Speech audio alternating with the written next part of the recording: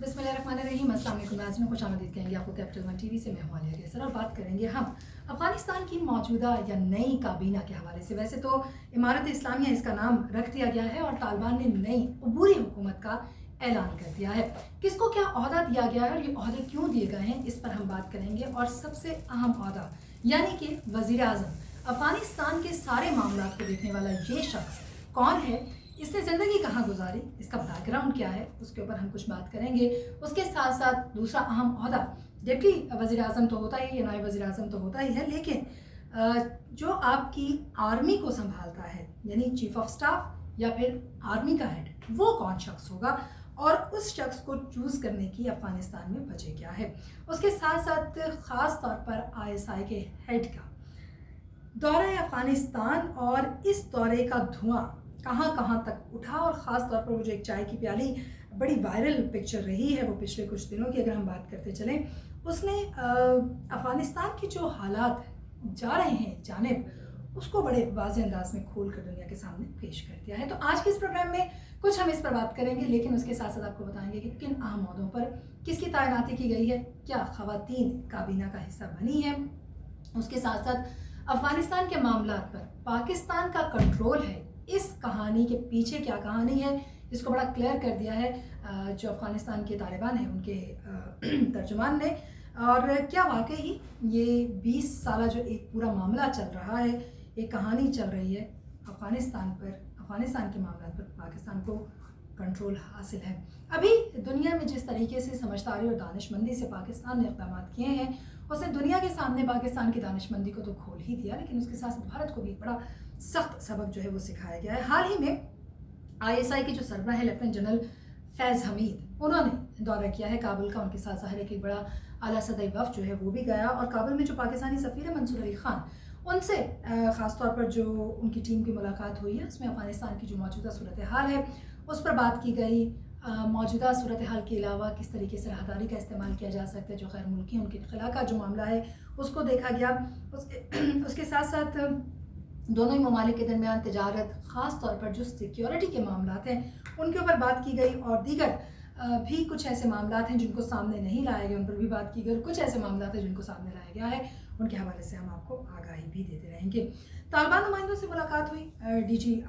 जो ISI हैं उन्होंने गैर मुल्की बैनुल-अक़वामी तंजीमों की जानिब से पाकिस्तान के ज़रिए जो वतन वापसी ट्रांजिट के ज़रिए ज़ेर-ए-इल्तवा दरख्वास्तें हैं उसका मसला भी उठाया, उस पर बातचीत की, और अफ़गानिस्तान में जो मौजूद हुकाम हैं उनके साथ मुफ़ाहमत के ज़रिए तरीक़ाकार और तयन जो है उसको करने के हवाले से भी इजाज़त पर बातचीत की गई है। इसके अलावा जो जनरल फैज़ हमीद हैं उनकी इस मुलाकात को, उनके इस दौरे को इंतहाई अहमियत का हामिल दौरा करार दिया जा रहा है। ये ज़रूर आपको बताते चलें कि जनरल फैज़ हमीद मुत्तहिदा अरब अमारात और कतर के हुकाम के बाद तीसरे गैर मुल्की अहदेदार हैं जो तालिबान क़यादत से मुलाकात के लिए काबुल में पहुँचे हैं। इससे पहले मुत्तहिदा अरब अमारात और कतर के जो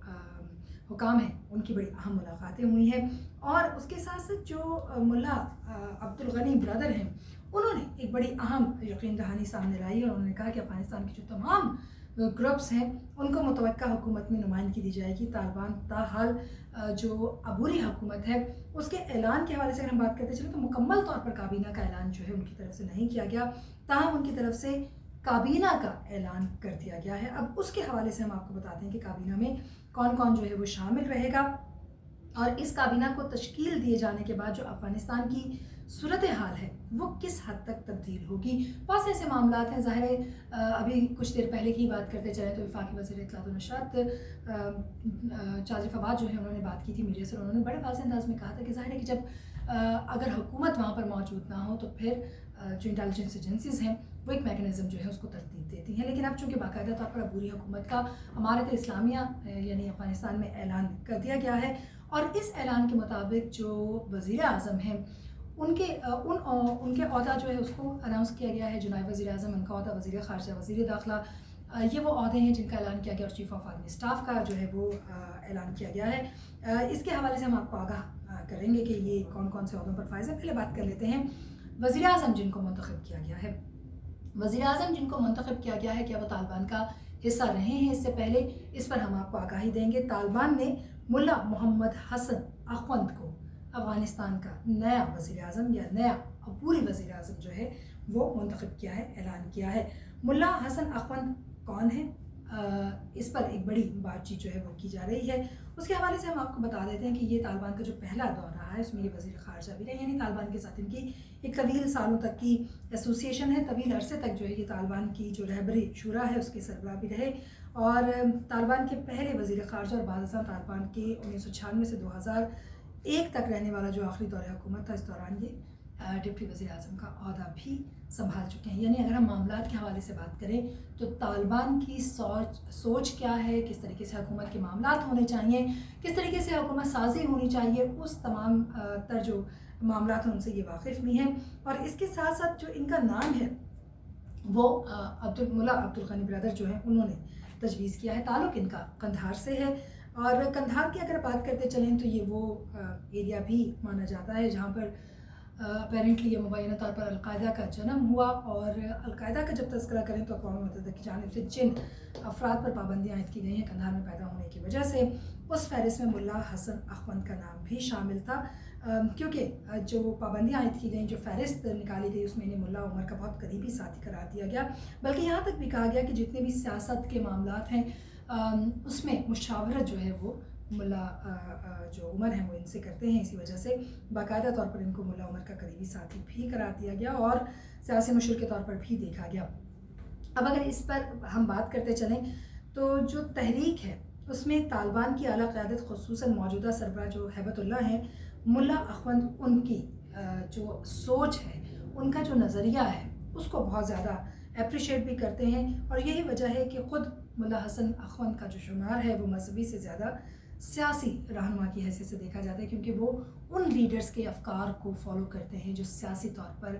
ملک کے اندر امن جو ہے اس کو قائم رکھ کر آگے کس طرح سے چلا جائے اس کو دیکھتے ہیں۔ انہیں لیڈرشپ کونسل کے ساتھ فوجی معاملات پر بھی کنٹرول حاصل ہے، ان کا جو خاندانی سلسلہ ہے وہ جدید افغانستان کے بانی احمد شاہ درانی سے بھی جا ملتا ہے۔ سو یوں اگر ان کی مختلف جڑیں دیکھی جائیں تو وہ کافی انٹیگریٹڈ ہے سیاسی سسٹم کے اندر، مذہبی سسٹم کے اندر، اور پھر اس کے ساتھ ساتھ نئے افغانستان کے اندر بھی۔ رہبری شورا کونسل میں اہم لیڈرشپ اور رہنمائی کا کردار بھی ان کو ملا، اور اس کے ساتھ ساتھ اس شورا کو چونکہ عمومی طور پر کوئٹہ شورا کے نام سے بھی جانا جاتا ہے، جیسے 2001 میں امریکہ کی جانب سے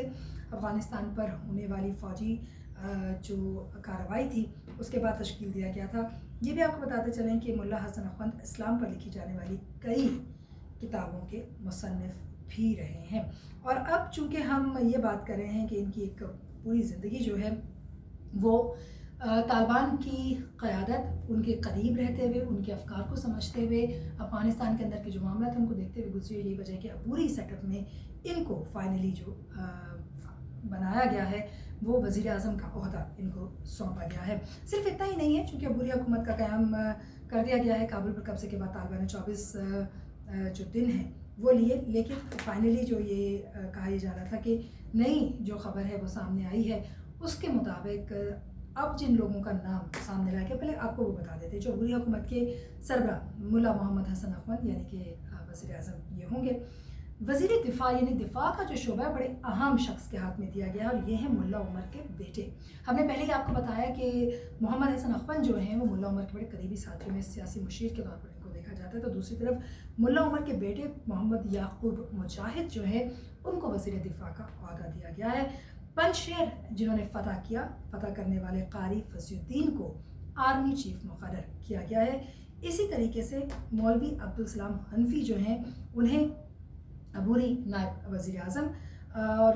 ملا محمد حسن اخوند جو ہیں ان کے حوالے سے اگر ہم بات کرتے چلیں تو کہا یہ جا رہا ہے کہ ان کے افکار کو باقی کافی لوگ دیکھتے ہیں، کیونکہ ظاہر وزیر اعظم کے طور پر باقی چیزوں کو لے کر چلیں گے۔ مولوی امیر خان متقی ہیں جو کہ عبوری وزیر خارجہ ہوں گے افغانستان کے، اور اسی طریقے سے ملا عبدالحق وثیق عبوری انٹیلیجنس چیف کے طور پر اپنے فرائض سر انجام دیں گے۔ اور یہ بھی آپ کو بتاتے چلیں کہ جو طالبان ترجمان ہیں ذبیح اللہ، انہوں نے اور دیگر معاملات میں جو پریس کانفرنس جس میں انہوں نے ان عہدوں کا اعلان کیا ہے، ملا عبدالغنی برادر کے حوالے سے بھی بڑی اہم خبر جو ہے وہ بڑا اہم عہدہ سامنے لایا گیا ہے، اور یہ کہا یہ جا رہا ہے کہ یہ تمام تر جو عہدے جو اناؤنس کیے گئے ہیں افغانستان کی جانب سے، مقصد ان عہدوں کا یہی ہے کہ افغانستان کا جو سسٹم ہے حکومت کا وہ ساتھ چلتا رہے۔ ہمارے سامنے بڑی واضح بات آئی کہ ابھی تک کے جو عہدے ہیں ان میں کسی خاتون کو جو ہے وہ شامل نہیں کیا گیا، لیکن جو ملا طالبان ترجمان ہیں ذبیح اللہ، ان کا کہنا یہ ہے کہ ابھی فی الحال چند وزارتیں جو کہ انتہائی اہمیت کی حامل وزارتیں تھیں ان کا اعلان کیا گیا ہے، دیگر جو وزارتیں ہیں ان کا اعلان ہم جلد کریں گے، اور ان وزارتوں کے ذریعے سے باقی جو عہدے ہیں ان پر فائز لوگوں کو بھی جلد از جلد یہ کوشش کی جائے گی کہ ان کو ان کے عہدے پر بحال کر دیا جائے، تاکہ تمام تر کابینہ کے جو معاملات ہیں وہ تشکیل دی جائے۔ ابھی فی الحال عبوری حکومت میں عبوری کابینہ جو ہے اس کا اعلان کیا گیا ہے۔